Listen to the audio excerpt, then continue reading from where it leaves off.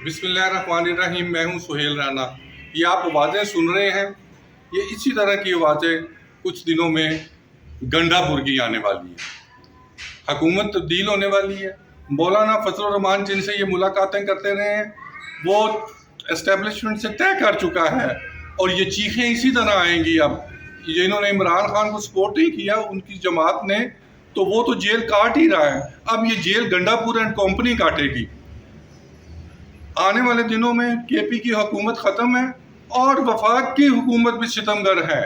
ये ऐसा नहीं हो सकता कि एक बिजली के मीटर पे हमने ये तो सुना था डाकू बत्ता लेते हैं, लेकिन स्टेट कभी बत्ता नहीं लेती। एक मीटर पे 1400 रुपये, खुदा का इन पे क्या नाजल हो। 1400 रुपये बिजली पर और 1400 रुपये ही अब वो लगाएंगे इस पर गैस के मीटर पर। 6 करोड़ 70 लाख गैस के मीटर है और 14 करोड़ से ज़ायद बिजली के मीटर है। आप इनको कैलकुलेशन करें, खरबों डॉलर बढ़ते हैं, अरबों खरबों पाकिस्तानी रुपीस नहीं बनते।